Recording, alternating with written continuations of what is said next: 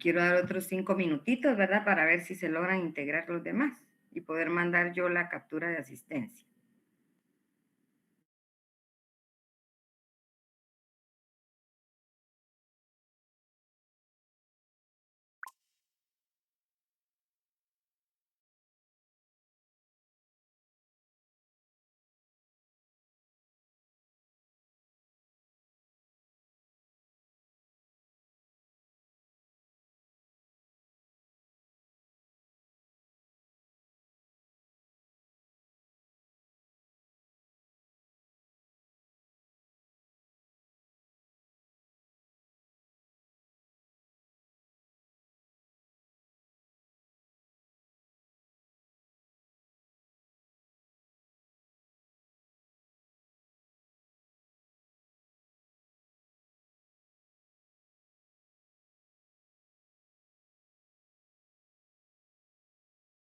Tenemos 68. Vamos a tomar la captura, ¿verdad?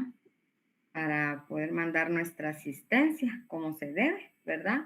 Y ya hay calendario de examen para el segundo parcial. Entonces, los que estén, pues, por favor, los que puedan abrir su cámara, se los voy a agradecer, ¿verdad? Para que estemos en contacto. Vamos a ver el calendario de examen que tengo por acá. A ver si lo puedo abrir ahorita. Creo que se me lo mandó la coordinadora.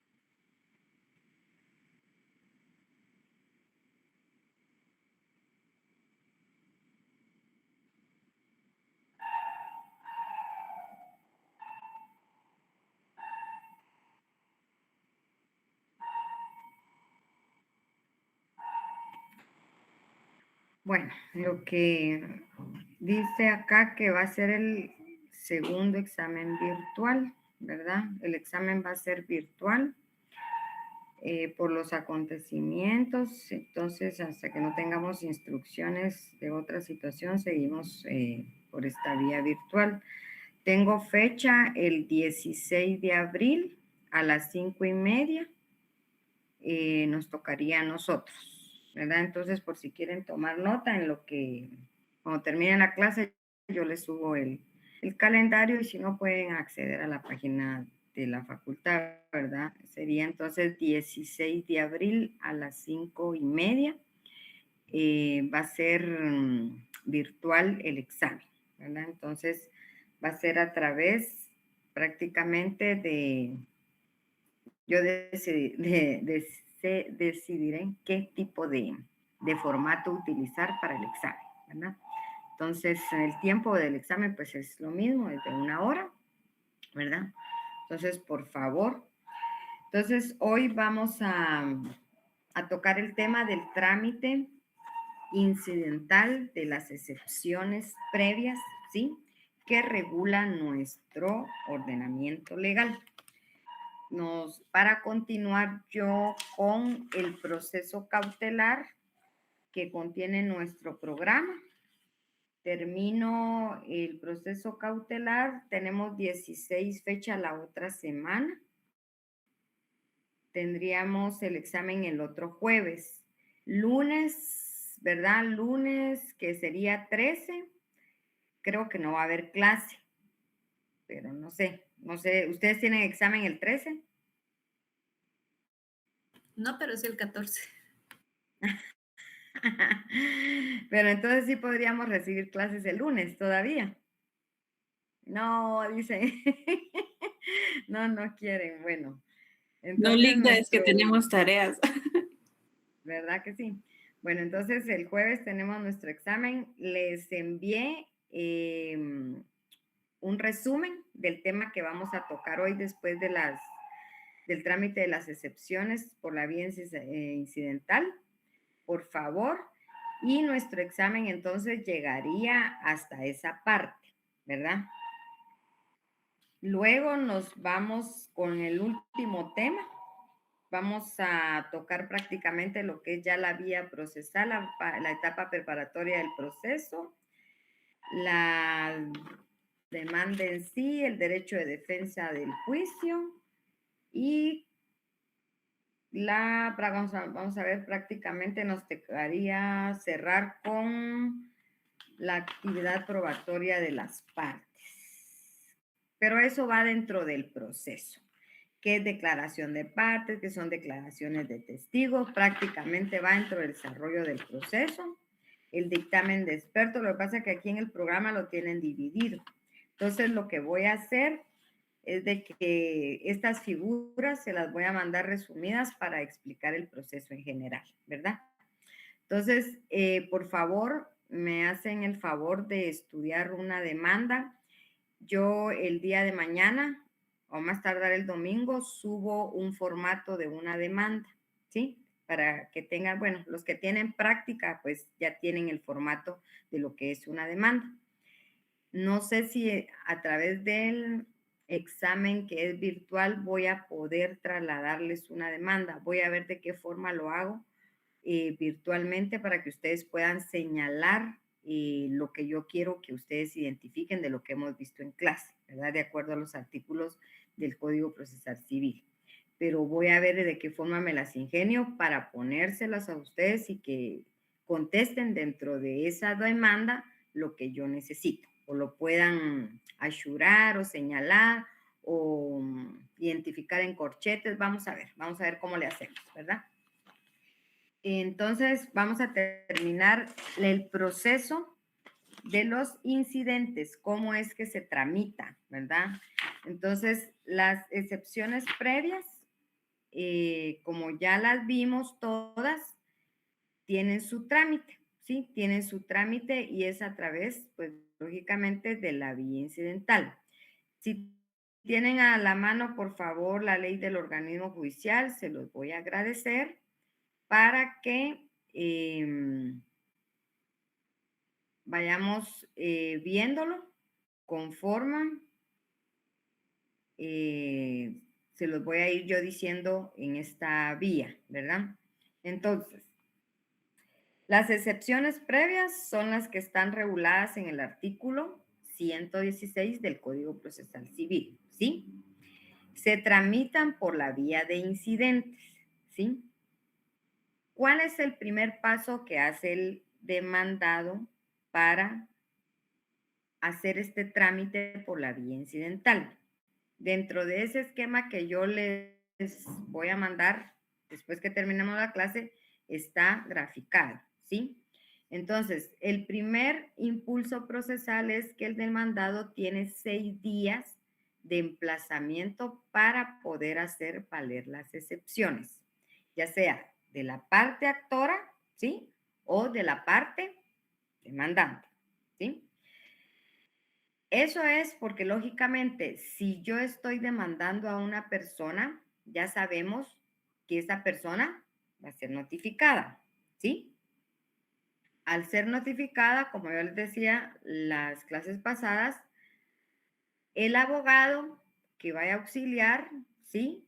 Puede interponer una excepción previa para, en ese caso, detener el proceso, ¿sí?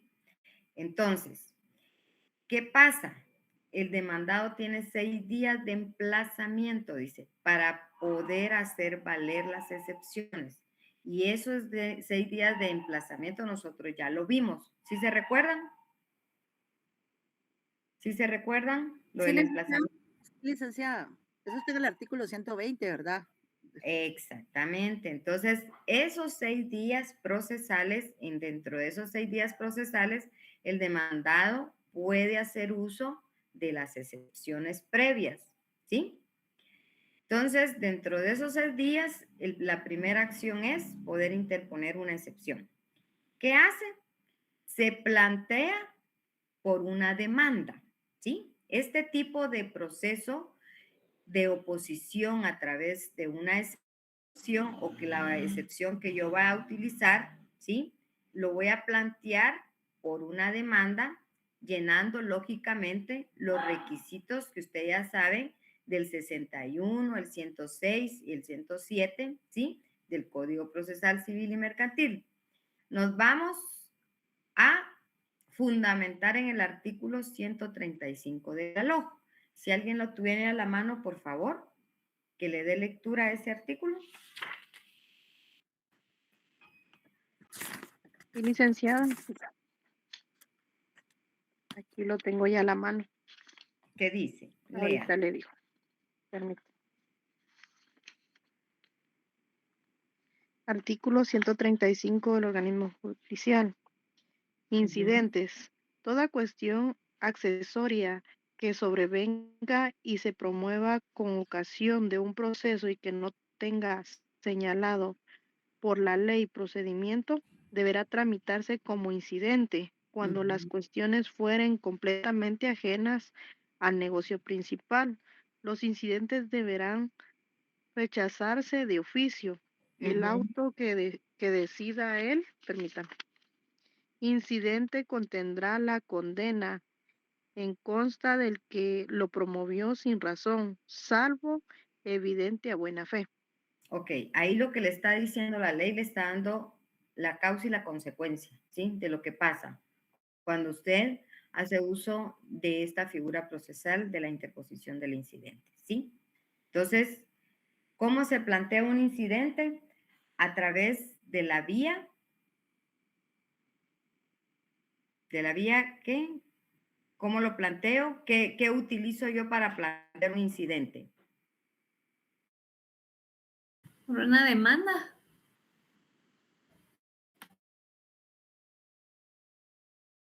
Por un auto.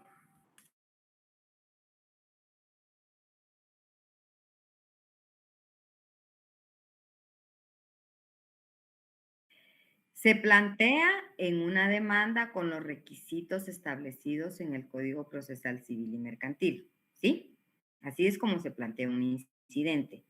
¿Qué artículos son los que yo voy a usar para fundamentarme? ¿Sí? El artículo 61, 106 y 107. Pero también tengo que basarme en el artículo que ya leyó la compañera, que es el artículo 135 de la LOC. ¿Sí? ¿Por qué? Porque ahí me está diciendo la causa, qué es lo que pasa con ese incidente, ¿sí? Cómo se resuelve o a quién se va a condenar a consta, ¿sí? Luego de iniciado el incidente plantea la demanda, ¿sí? Se lee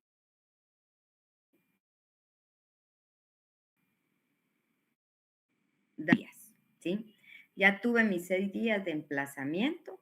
Si se me pasan esos 6 días, yo no puedo interponer ninguna excepción. Pero si estoy dentro de ese plazo y ya hice mi demanda, me fundamenté, ¿sí? Entonces, tengo 2 días. ¿Para qué? Para darle audiencia al interesado, ¿sí? Vamos a leer otra vez el artículo 138 de la LOC, por favor.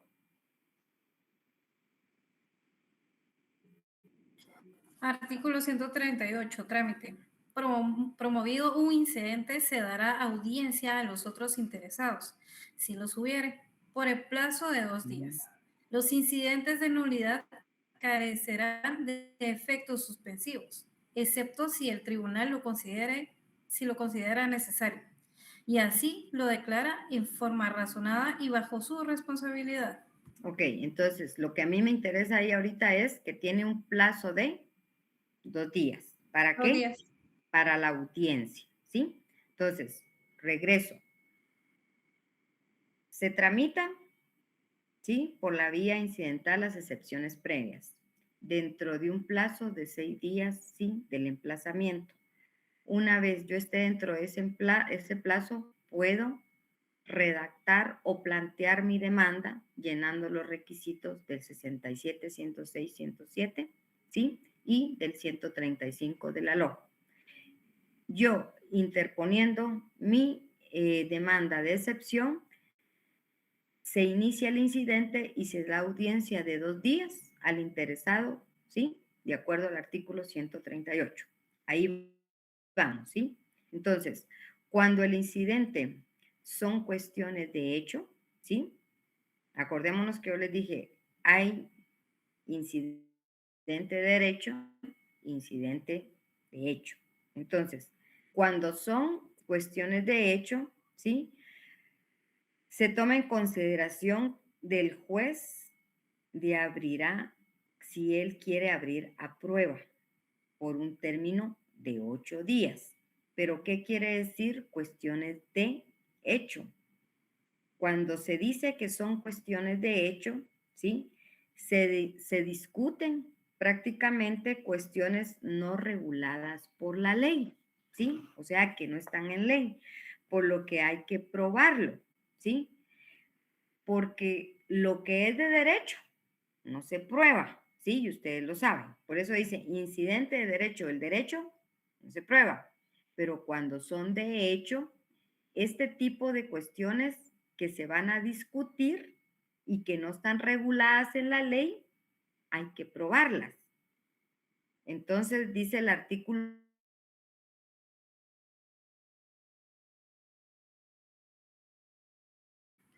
Artículo 139. 139. uh-huh, Prueba.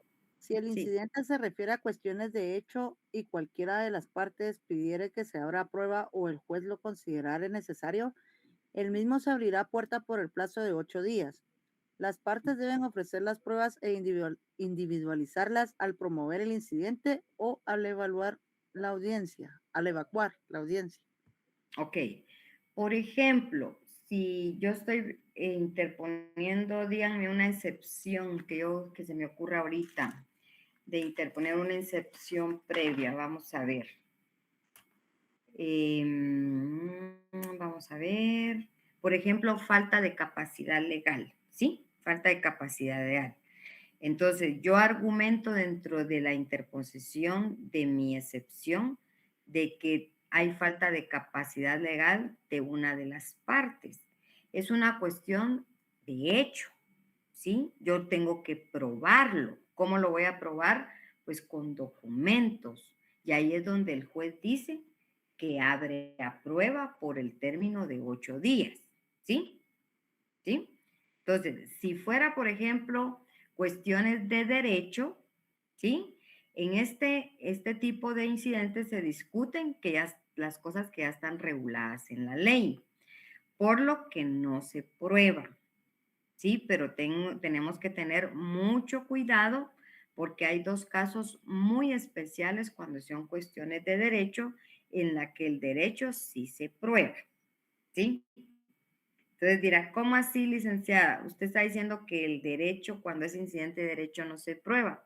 Sí, porque así establece la ley, de que cuando son cuestiones de derecho, no se prueba, porque el derecho no se prueba porque está plasmado en la ley.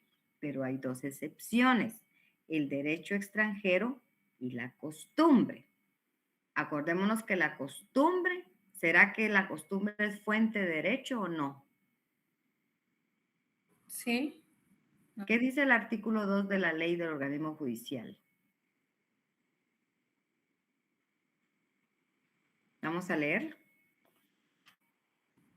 La ley es la fuente del ordenamiento jurídico. La jurisprudencia la complementará.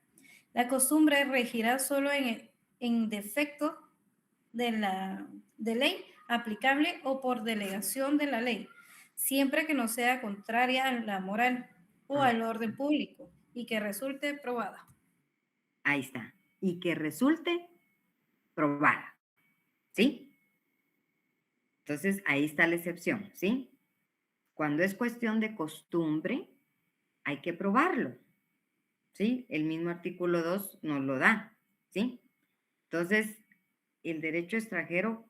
¿Cuál es la ley que regula el derecho extranjero? Vamos a ver.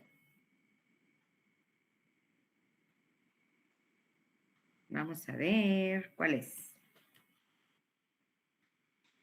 Acordémonos que el artículo 2 de la ley del organismo judicial dice: la ley es la fuente del ordenamiento jurídico, la jurisprudencia la complementará. Como dijo la compañera, la costumbre regirá solo, dice, solo, en defecto de ley aplicable o por delegación de ley, siempre que no sea contraria a la moral, oiga, a la moral o al orden público y que resulte probada. ¿Sí? Entonces, por ejemplo, vamos a ver, les voy a dar un ejemplo. Digamos que hay un juicio donde el señor, por ejemplo, Pedro, pongamos, debe demostrar, este señor, que tiene 40 años de edad, ¿sí? Entonces, aquí en Guatemala no existe ninguna ley que establezca algo así. ¿O sí? ¿Qué dicen ustedes? No hay Yo creo que una no, ley licenciada. Ajá. Entonces, en este caso, debe probarlo. No hay una ley que diga, artículo 1, el señor Pedro tiene 40 años de edad, ¿sí? En este caso, el señor Pedro tiene que probar que tiene 40 años de edad. ¿Cómo lo prueba? ¿Cómo lo va a probar? En sus documentos de identificación. Con la certificación de RENAP. Con su certificación de nacimiento, ¿sí? No se llama certificación de RENAP. Ojo con eso. RENAP es quien la extiende. Se llama certificación de nacimiento. Entonces, ¿qué tipo de incidente, según su naturaleza, sería ese incidente? ¿Sí? De hecho, Exactamente, porque lo tenemos que probar. Y si yo logro determinar en el memorial de la demanda que quien se está identificando no tiene esos años que dice, ¿sí? Yo puedo atacar esa demanda, interponer una excepción y va a ser una cuestión de incidental de hecho, ¿sí? Porque yo estoy pidiendo y diciendo de que la persona que está compareciendo en ese memorial no tiene esa edad. ¿Ya? ¿Sí entendemos la mecánica? ¿Ya? Entonces, una vez regreso, cuando el incidente son cuestiones de hecho, hay que probarlos y nos lo dice el artículo 139 de la LOC, ¿sí? Después de esto, el juez dicta la resolución en el término de 3 días. Vámonos al 140 de la LOC y alguien que le dé lectura.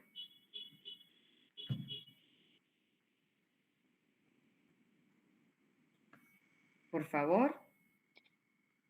Artículo 140 de la ley del organismo. ¿Sí? Artículo 140, la resolución. El juez resolverá el incidente sin más trámite dentro de 3 días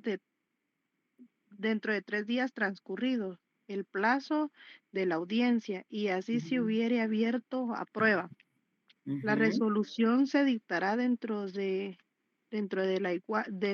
igual plazo después de lo concluido el de prueba. La resolución será apelable, salvo los casos en que las leyes que regulan materias especiales excluyan este recurso o se trate de incidentes resueltos por tribunales colegiados. El plazo para resolver el recurso cuando proceda su interposición será de 3 días. La apelación tendrá efectos suspensivos en en los que incidentes que pongan obstáculos al recurso del asunto principal. Va, dejémoslo ahí, porque eso es conforme se va a ir desarrollando, ¿verdad? Ahí le da varias cuestiones en resoluciones. Pero lo que me interesa de ese artículo es que cuando el juez, ¿qué es lo que va a hacer el juez? ¿Cuál es el plazo que tiene el juez para resolver, para dictar esa resolución? Eso es lo que me interesa, ¿sí? El juez tiene 3 días para dictar resolución, ¿sí? ¿Estamos? Tiene 3 días para dictar resolución, de acuerdo al artículo 140. Después que el juez dicta la resolución, ¿sí? Podrá ser apelable, como lo está leyendo la compañerita, y está inmerso también en el artículo 140, ¿sí? La compañerita acaba de decir que esa resolución que el juez dictó dentro del término de 3 días podrá ser apelable. Y si no apelamos, sigue su curso, ¿sí? ¿Quién levantó su mano? Disculpen.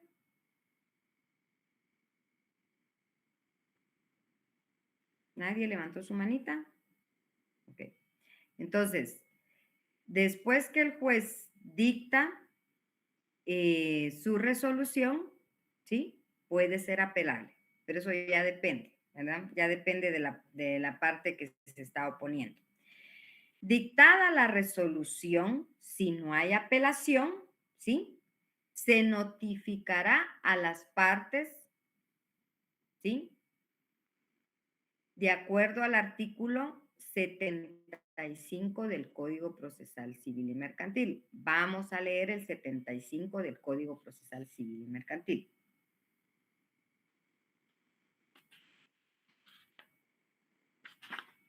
Por favor.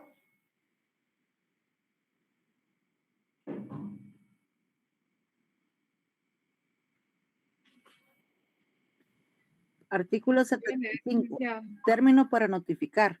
Las notificaciones deben hacerse a las partes o a sus representantes y las que fueren personales se practicarán dentro de 24 horas, bajo pena al notificador de 2 quetzales de multa, salvo que por el número de los que deban ser notificados se requiera tiempo mayor a juicio del juez. El juez o el presidente del tribunal tienen obligación de revisar cada vez que haya de dictarse alguna resolución. Si las notificaciones se hicieron en tiempo y en su caso impondrán las sanciones correspondientes, si así no lo hicieren, incurrirán en una multa de 10 quetzales que les impondrá el Tribunal Superior. Ok, muy bien. Bueno, entonces, en resumidas cuentas, hay 2 clases de incidentes por su naturaleza. Incidentes de derecho, incidentes de hecho. Los que son de derecho no se prueban porque están en ley, a excepción del derecho extranjero y la costumbre. ¿Estamos? Díganme sí o no. Incidente de hecho, ¿sí? El incidente de hecho, aquí dije que se van a discutir cuestiones que no están reguladas en la ley, por lo tanto tenemos que probarlo. Como ejemplo le puse que el señor Pedro en el juicio argumenta que tiene 40 años, ¿sí? Pero en Guatemala no existe ninguna ley que tenga algún artículo que diga, ¿verdad? Que el señor Juan o Pedro tiene 40 años, ¿sí? Entonces, ahí sí tengo yo que probar que el señor tiene 40 años y cómo lo voy a probar con un certificado de nacimiento, ¿sí? Esas son las pruebas que yo tengo que descargar o que dar en mi defensa para poder prácticamente oponerme a este incidente, ¿verdad? Entonces, cuestión de derecho y cuestión de hecho, ¿sí? ¿Quién levantó su manita? Yo, licenciada, Dígame. disculpe, en los incidentes de derecho, el derecho internacional se tiene que probar porque puede contradecir las leyes nacionales o es por alguna otra razón. Es correcto, porque lo que pasa es que no tenemos, acordémonos que nosotros tenemos convenios ratificados por Guatemala, ¿sí? Pero no tenemos una ley que específicamente regule cosas extranjeras, ¿sí? O que aquí se digan. Por eso es de que nosotros, cuando hablamos de derecho internacional privado, ¿sí? Porque aquí ya estaríamos hablando de derecho internacional privado, la parte prácticamente que invoque alguna aplicación, ¿sí? De derecho en cualquier estado, y eso lo dice, espérenme, si no estoy mal, el artículo 400, vamos a ver, 409 del Código de Derecho Internacional Privado, que es, yo les decía, ¿cuál es la ley que rige el derecho extranjero? El Código de Derecho Internacional Privado. Y anótelo ahí y lo van a leer, por favor, el artículo 409, ¿sí? Porque en ese artículo específicamente, yo aquí tengo, permítame, anotado.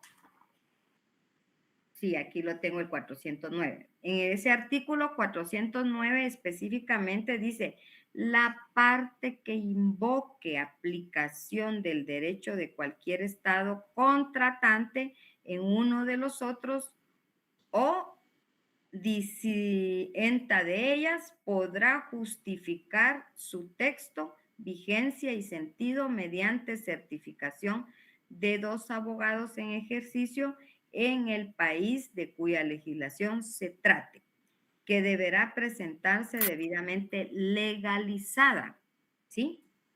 Por eso es que tenemos que probarlo. Lógicamente, hay pasos de ley que tenemos que agotar, ¿sí? Por eso es de que tenemos que probarlo. Ahora, yo les voy a leer, pero se los voy a mandar un ejemplo de lo que es la redacción, ¿sí? De cómo se interpone una excepción previa, ¿sí? En un memorial. Y entonces, ustedes ahí en ese memorial van a lograr detectar, ¿sí? Por ejemplo, el juicio ordinario del señor fulano de tal, Pedro Cuevas, por decirle algo, ¿verdad? Juez de primera instancia del ramo civil del departamento de Guatemala, ¿sí? Pongámosle un nombre, Clara Luz Pérez, de tantos años de edad, casada, ama de casa, guatemalteca de este domicilio. Me identifico en el documento personal de identificación, ¿sí? Y son todas las generales. Expongo, ¿sí?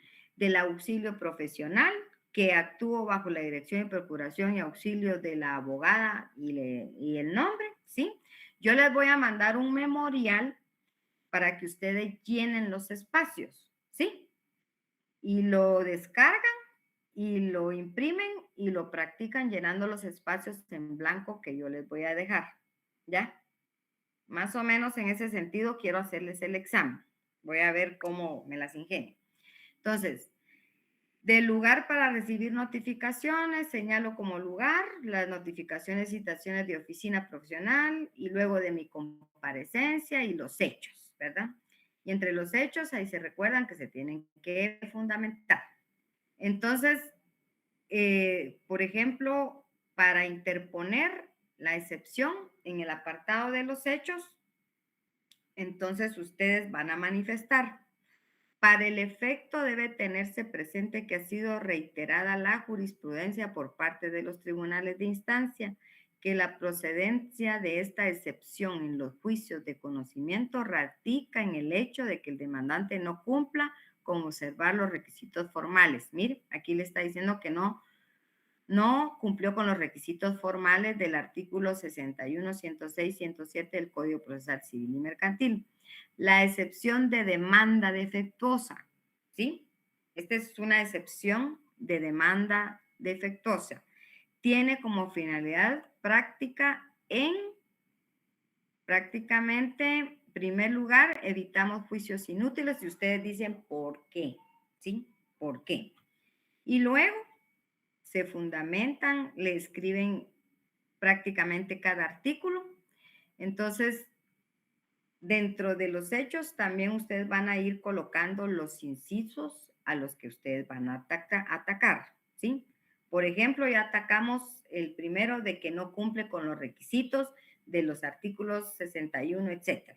En el B podría ser que él no es dueño legítimo del bien. ¿Sí? En este caso, el ejemplo que yo tengo aquí es sobre un bien inmueble. ¿Sí? Pero que sí está a su nombre y que lo probará con respectivo medio de prueba. ¿Sí? En cuanto a la petición de fondo, basta leer la literal S y D. Entonces, yo les voy a mandar este ejemplo que tengo acá para que ustedes se den una idea de la interposición de las excepciones. Esto es una interposición de una excepción previa, ¿sí? Y también les voy a mandar una resolución de rechazo. En la resolución de rechazo, lo que se puede argumentar, ¿sí? Es de que, lógicamente, cuando el juez resuelve, ya sea a favor o en contra, va a tener que anotar el número del juicio, ¿verdad? El oficial, y les va a decir de qué juzgado les están resolviendo, ¿sí? Por recibido el memorial que antecede, que contiene la demanda del juicio ordinario, reivindicación, por ejemplo, de la posesión, porque vamos a hablar de un bien inmueble, presentado por el señor fulano de tal, el que rechaza los siguientes motivos, ¿sí? Entonces, porque la demanda no cumple con los requisitos, podría ser, ¿sí? Solo por eso, no por todo lo que yo solicité, puede ser solo por eso. Entonces, le dice el juez, porque la demanda no cumple con los requisitos. 2, devuélvase el escrito de la demanda con los documentos adjuntos, dejándose copia en los autos. Ese era el artículo que estaba leyendo la compañerita. Notifíquese por esta única vez en el lugar señalado para el efecto, ¿sí? Y le anota todos los artículos que están relacionados conforme a este acto procesal, ¿sí? Entonces, voy a enviar dos. La interposición de memorial de una excepción previa y la resolución de una excepción previa. ¿Estamos? Para que ustedes tengan el ejemplo ahí y lo vayan practicando. Ahora bien,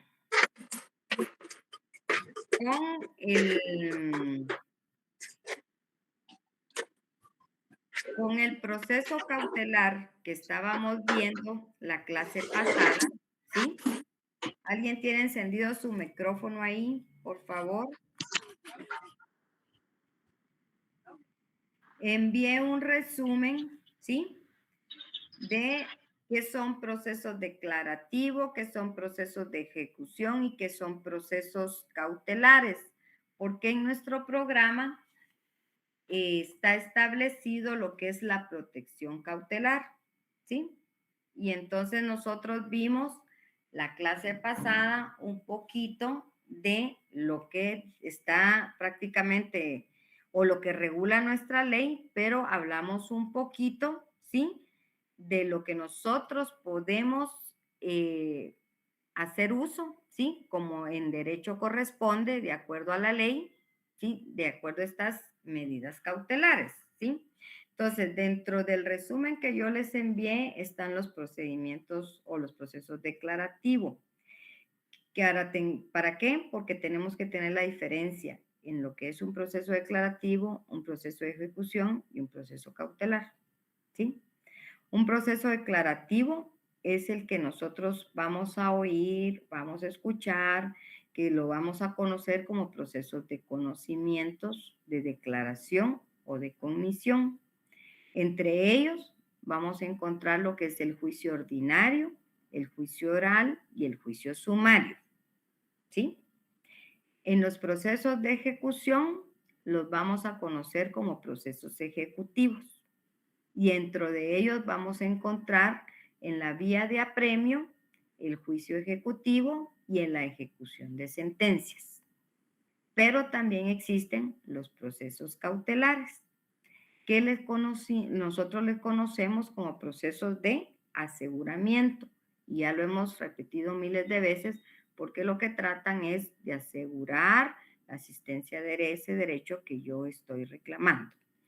Dentro de estos procesos cautelares se encuentran las providencias cautelares, los procesos civiles, ¿sí?, que son prácticamente el conjunto de normas y procedimientos que regulan las disputas legales entre los particulares o entre particulares y entidades jurídicas. Los procesos civiles que comienzan cuando una parte presenta una reclamación o una demanda ante el tribunal o agencia, ¿sí? Entonces, ¿en qué libro dijimos que estaban lo que yo estoy hablando ahora del proceso cautelar? Vamos a ver, porque eso fue la clase pasada. ¿Qué libro es?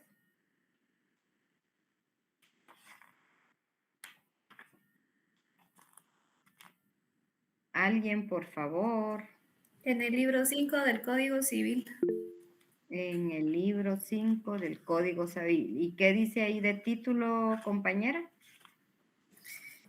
Que no tengo nada.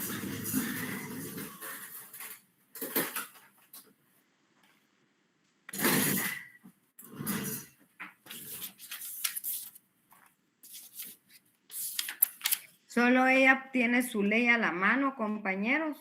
Los demás que Libro tienen en la quinto. mano. Dice libro quinto. Disculpe, licenciada. el libro- Vamos a ver. ¿Qué dice ese título? Libro quinto del derecho de obligaciones. Dice alternativas comunes a todos los procesos, providencias cautelares, seguridad de las personas, y eso lo leímos la vez pasada, norma general, ¿sí? Entonces, dentro de estos procesos cautelares hay una figura que se llama la sucesión procesal, ¿sí? ¿A qué le llamo yo sucesión procesal? Va a ser al cambio de las partes de un proceso civil cuando una persona reemplaza a otra como demandante o demandado, ¿sí? Pero esto, ¿dónde y cómo puede ocurrir? Puede ocurrir por muerte por una de las partes o por la transmisión de alguna cosa que esté en litigio.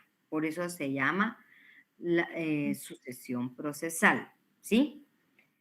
Y también dentro de esto,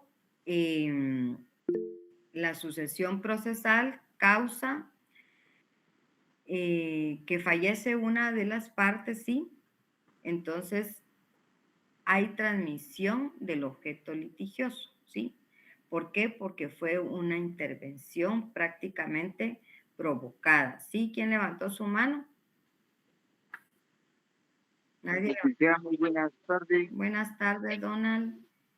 Yo recuerdo haber leído recientemente que se producía también la sustitución procesal cuando, digamos, el bien dentro del proceso cambiaba de propietario. Sí, ahorita Entonces, les iba a hablar yo de eso, ¿sí? puede ser esa una segunda causa, ¿verdad? Sí. Y también está el procedimiento de sucesión procesal, porque esto se puede dar cuando el heredero sucede al causante en todos sus derechos y obligaciones, ¿sí? A esto también se le llama sucesión procesal o procedimiento de sucesión procesal. Otro es cuando el heredero entra en el juicio en el lugar del causante. Y otra puede ser cuando el heredero no puede modificar ni cambiar las actuaciones. Puede apagar su micrófono, disculpe, ni el estado del procedimiento judicial. Entonces, ¿qué pasa? Por ejemplo, si los sucesores no se presentan en el tribunal puede considerar desistido al demandante, ¿sí? Y archivar el caso. Entonces, por eso están este tipo de procedimientos. Ahora, también dentro de esto existe una figura que nosotros le llamamos petición de cambio de partes, ¿sí? A falta de la regla prácticamente especial, la petición de cambio de partes se debe tramitar conforme a la regla de los incidentes ordinarios que existen, ¿sí? Entonces, la parte contra quien se solicita esta modificación, en algunos casos puede oponerse, ¿sí? Entonces, aunado a todo lo que os estoy diciendo, existe dentro de esta forma procesal a lo que nosotros conocemos como las medidas cautelares, que son las que estuvimos hablando la clase pasada, ¿verdad? Pero, ¿qué son las medidas cautelares?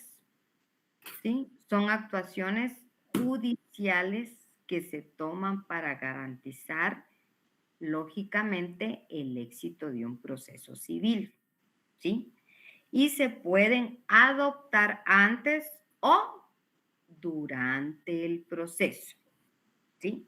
Les he repetido miles de veces que la finalidad de estas medidas cautelares es asegurar, ¿sí?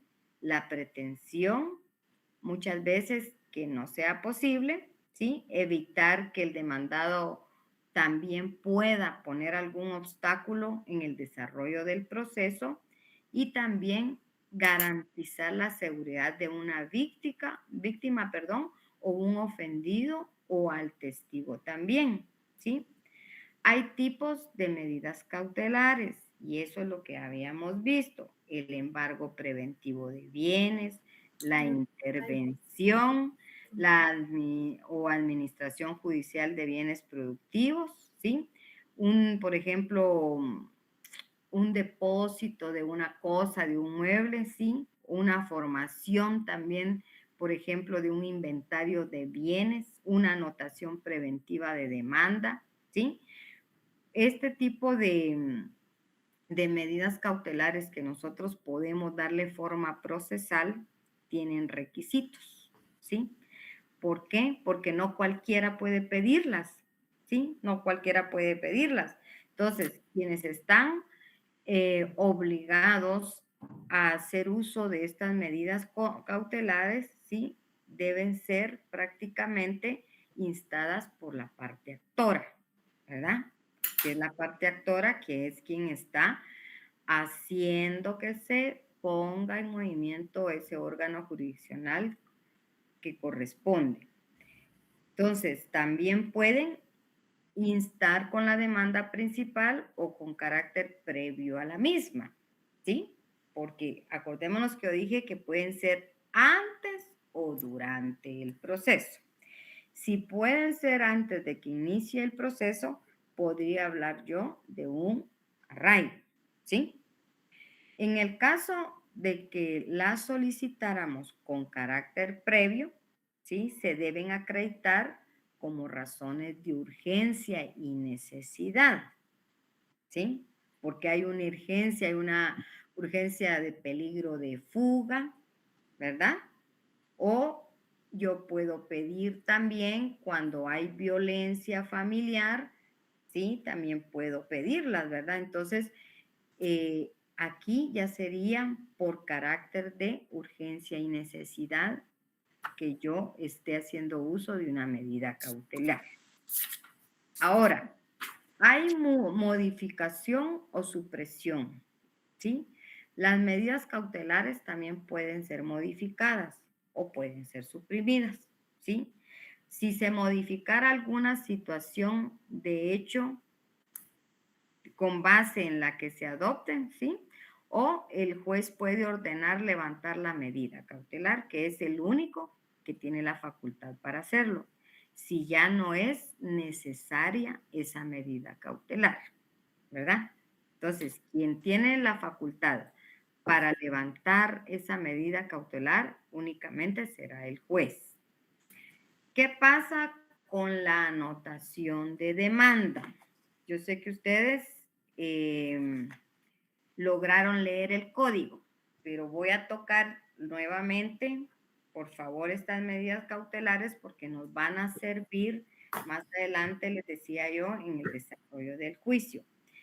La anotación de demanda es una medida cautelar, ¿sí? Que está regulada ¿en qué artículo? En el artículo 526, pero se utiliza para hacer público, ¿sí? Que un derecho real sobre un bien está siendo cuestionado en juicio, ¿sí? Yo les dije ejemplos de que en los inmuebles se hacen anotaciones preventivas, ¿verdad? Entonces, para eso se utiliza. ¿Cómo lo puedo solicitar? Cuando se discute una constitución, alguna modificación a una extinción o una declaración de derecho real. Cuando yo hablo de derecho real, me refiero a bienes muebles, ¿sí? Inmuebles, que son los que se inscriben. ¿En dónde se inscriben? El registro de la propiedad. Los bienes inmuebles, ¿verdad? ¿Y los muebles dónde? También. Pero ahora está el registro de garantías mobiliarias para los muebles como los automóviles, ¿verdad? Que ya tienen su propio registro. Entonces, también se pueden solicitar sobre bienes muebles si hay registros organizados, ¿sí? Entonces, para eso sirve la anotación de demanda. ¿Cuál es el objetivo de esta medida cautelar? ¿Sí? Es garantizar prácticamente la ejecución de la sentencia que se dicte en juicio al final, ¿sí? ¿Por qué? Porque esto le va a permitir al titular, cuando yo digo titular, va a ser el derecho que le asiste, ¿verdad? Que la medida cautelar tenga prácticamente una preferencia sobre otros que inscribieron sus derechos después de la anotación, ¿sí? Porque dentro de los inmuebles es común que se den este tipo de anotaciones de demanda porque hay un derecho de un titular afectado, ¿verdad? Yo soy propietaria de la finca, pero resulta que me inscribieron una compraventa sin que yo haya firmado, ¿sí? No solo ahí hay una tipificación de delito y otro montón de argumentos, entonces yo puedo pedir una anotación de demanda y esto ya me va a garantizar a mí que a la hora de que yo inicie la demanda y que pueda destruir ese título, que yo logre comprobar de que yo no di en ningún momento mi consentimiento, esta anotación de demanda me va a garantizar a que esa ejecución de sentencia que se dicte en juicio, ¿sí? Se haga valer y que termine su proceso, ¿sí?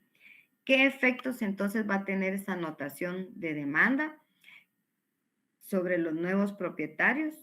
Va a tener prácticamente que no se inscriban prácticamente más derechos después del que yo tengo asistido, ¿verdad? El demandado puede pedir que el actor le preste una garantía para cubrir daños y perjuicios también, ¿sí? Entonces, por eso es bien importante saber para qué sirve cada una de estas medidas cautelares. Hablemos también un poco de la intervención judicial, ¿sí? Aquí en el artículo 529 dice intervención, ¿sí? Pero con esta medida lo que se propone o lo que se dispone es asegurar derechos de terceros o de socios. ¿Se recuerdan que yo les di el artículo la clase pasada del Código de Comercio, el 661?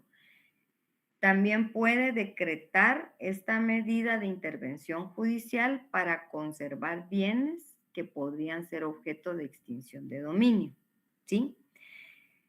Son prácticamente la intervención judicial, medidas cautelares que se adoptan antes o durante el proceso. Se interponen sobre el patrimonio de una persona física o jurídica. Aquí ya estoy hablando de sociedades anónimas, estoy hablando de empresas, ¿sí? O cuando una empresa está dada, ¿sí? O sea, pueden pasar muchas cosas, ¿sí? Se plantean para garantizar un derecho que puede verse afectado y para solicitar antes de presentar la demanda o del bien momento de interponerla. ¿Quién va a determinar todo esto? Pues el juez. El juez va a ser el encargado de determinar si la medida de intervención judicial o que es una medida cautelar es procedente o no, ¿sí? Entonces, ¿afecta? Sí.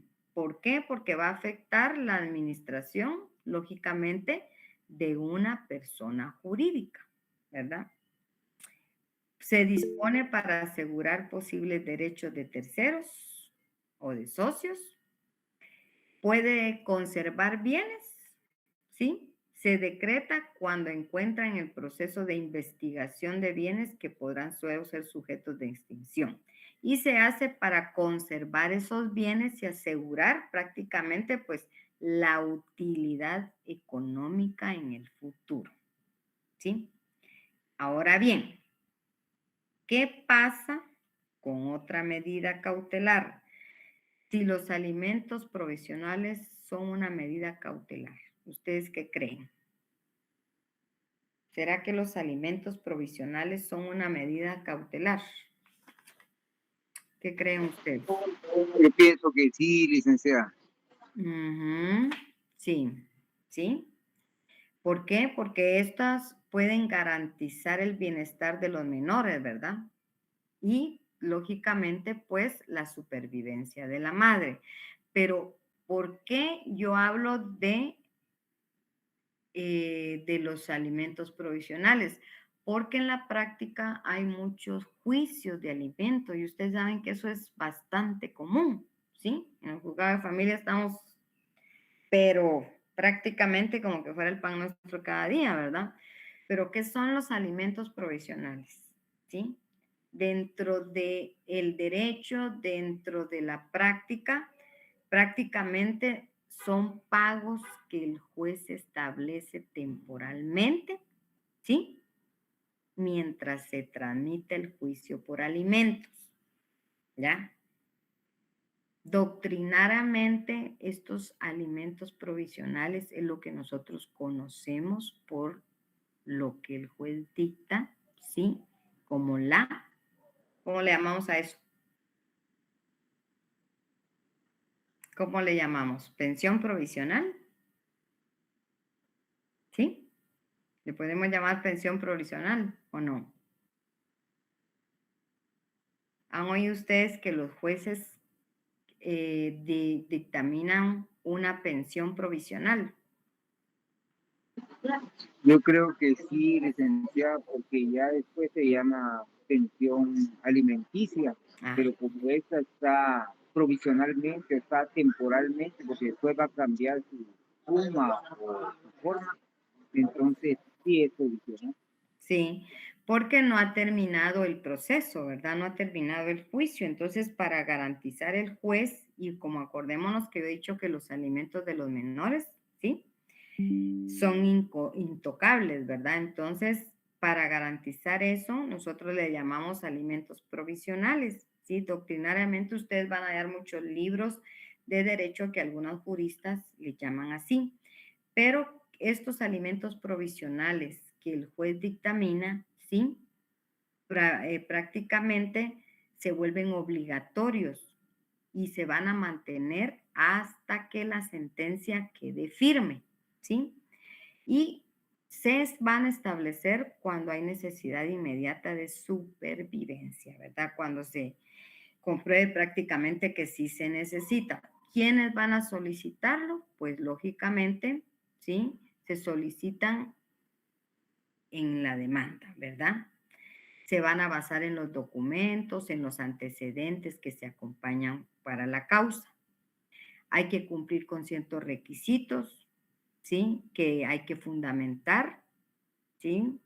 Hay que demostrar el grado prácticamente, qué derecho voy a invocar que se demuestre prácticamente ese peligro que existe, la demora de esperar, ¿sí? Para que se dicte esa sentencia definitiva y la consecuencia que todo esto puede tener si se da en forma positiva, pues es porque se va a restituir, ¿sí? Si la persona a quien se está demandando obtiene sentencia absoluta, ¿sí?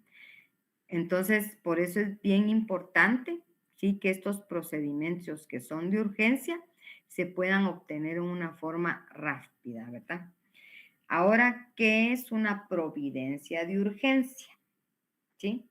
¿Qué es una providencia de urgencia? En el artículo 530, pues siendo esta una medida cautelar, ¿sí? Que vamos a solicitar obviamente al juez. ¿Para qué? Para proteger un derecho que podría verse amenazado.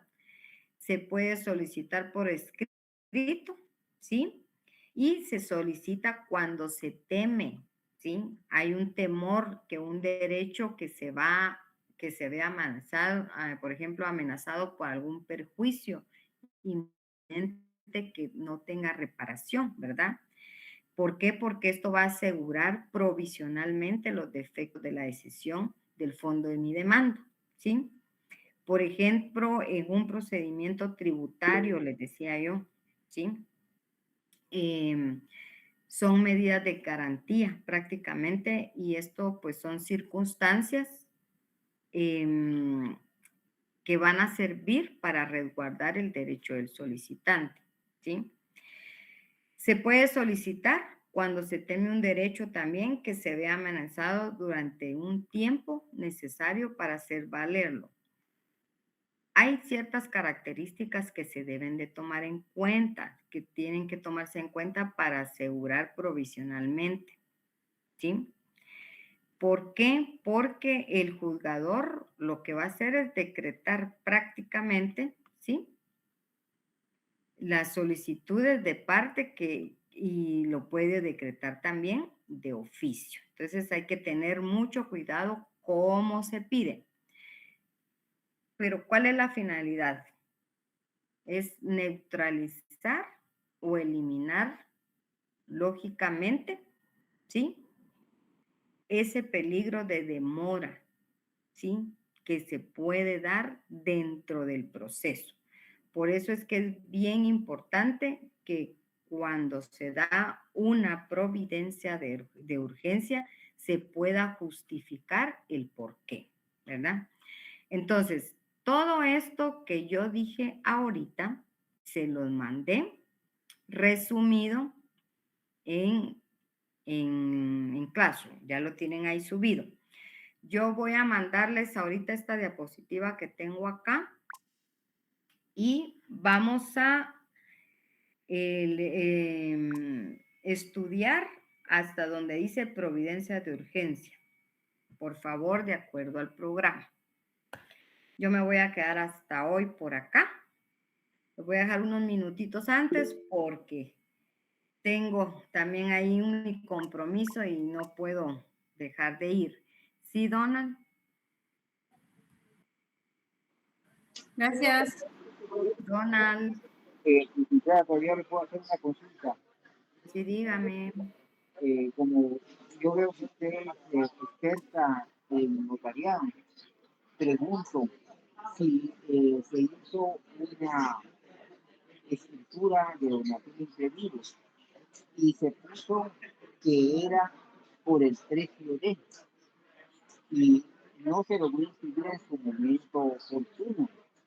Después muere el abogado, se puede hacer alguna ampliación de esto para decir que no es por el precio de, sino se estima el valor de. Complicado. La donación no se le pone precio, se estima. Claro, y por eso Feliz noche, Ana Chavarría. No se estima. El notario ya falleció. ya El que tiene el protocolo puede ser no sé en qué tiempo falleció, ¿va? Ni dónde parece que hace falleció, pero como tiene 2 que ser el años. depositario, que es el archivo de protocolos. Sí, ¿Sí? en el protocolo está. Sí, en este caso sí lo tendría que resolver por la vía judicial. por la vía judicial quiere decir, Mire, lo que pasa es de que tiene que ser, o sea, nadie, a usted le pueden extender, como usted tiene su testimonio original, ¿sí? Hay un testimonio original que el notario en vida le extendió a la parte. Y ese testimonio de ese negocio jurídico todavía no está inscrito. sí, no está inscrito y lo que pasa es que fue rechazado por esa palabra. Entonces, Claro, pero él lo me, dejaron a mucho tiempo. No sí, lo sé de cuánto. 8 años, Entonces, esos casos, la donación existe, ¿sí? Existe, entonces las partes están afectadas, tanto el donante como el pero donatario. el donante ya falleció también. Ay, ay, ay. Entonces sí, por la vía judicial.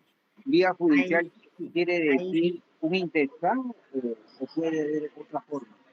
No porque el negocio es válido, porque se perfeccionó, aunque con ese error, ¿sí? Ah, entonces Sí, un notario puede hacer una ampliación. sí. Y si hubieran derechos, bueno, el donatario es familiar del donante. Padre e hijo. Bueno, entonces yo le aconsejo que mejor siga un intestado. Es que fíjese que si sigue un intestado hay otras partes que podrían protestar. Ya. O sea que hay derechos de terceros también afectados porque no solo es heredero, hay varios herederos. Sí, pero como yo recibí la donación en vida y yo no la pude inscribir porque no tenía el dinero para el impuesto. Ahora que quiero vender, pues se me complica. Claro, porque no está inscrita. Exacto. Y No, para inscribirla me piden que saque extraiga del archivo de protocolos.